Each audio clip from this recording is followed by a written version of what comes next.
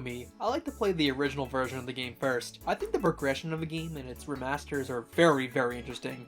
Unfortunately, with Sonic CD, this is very difficult. Despite the Sega CD not selling horribly, a Sega CD on the aftermarket is very expensive, and while I want one in the future, I can't really afford one right now. I was very lucky to grow up with the retro system I had, with like the Dreamcast, Saturn, and all the Sonic games I wanted, but the Sega CD kind of slipped my radar as a kid. So for now, let's look into other options.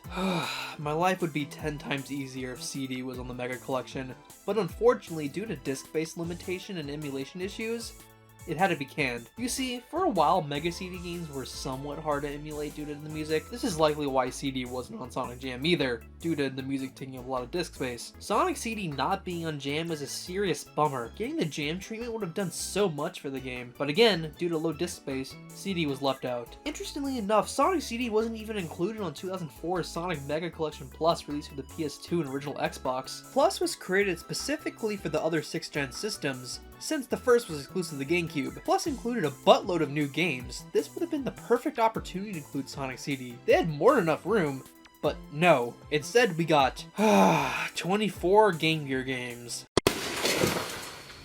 Fuck yeah! And Sonic 3D Blast? Really bad choice in my opinion.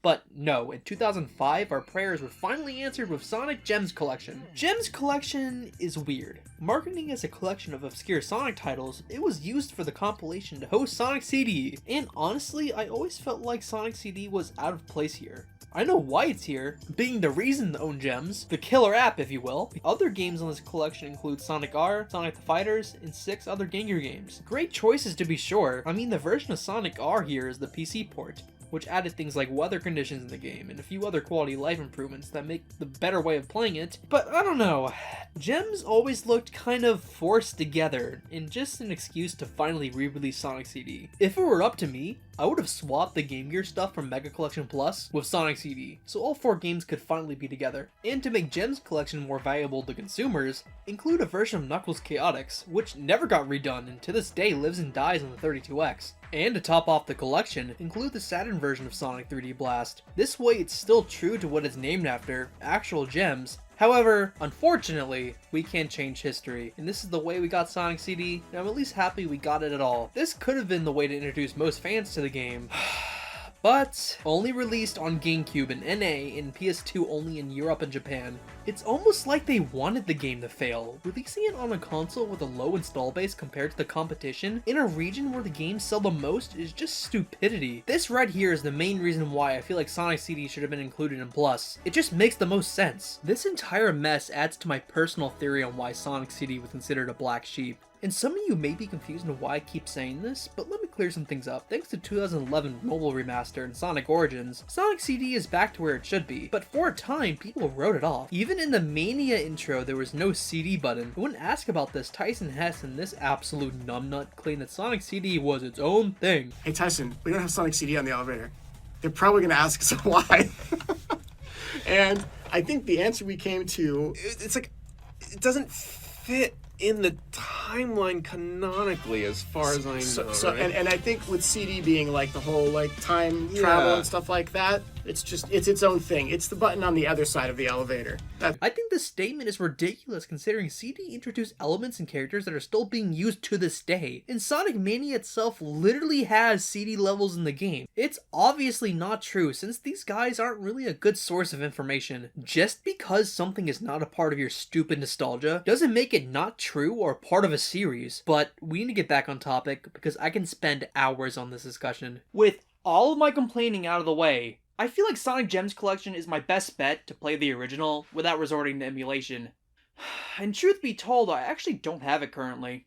I was lucky enough to own a lot of the cool rare games, but I didn't have everything. And thankfully, Gems Collection is not too expensive on eBay, so I'll pick it up.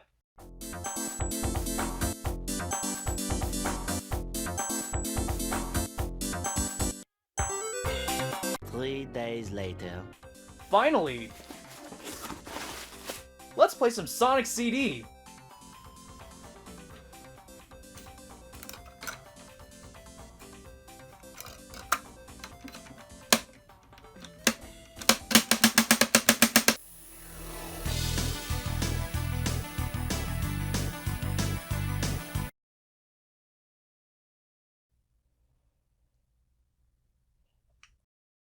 Oh, gosh, this is based on the PC port?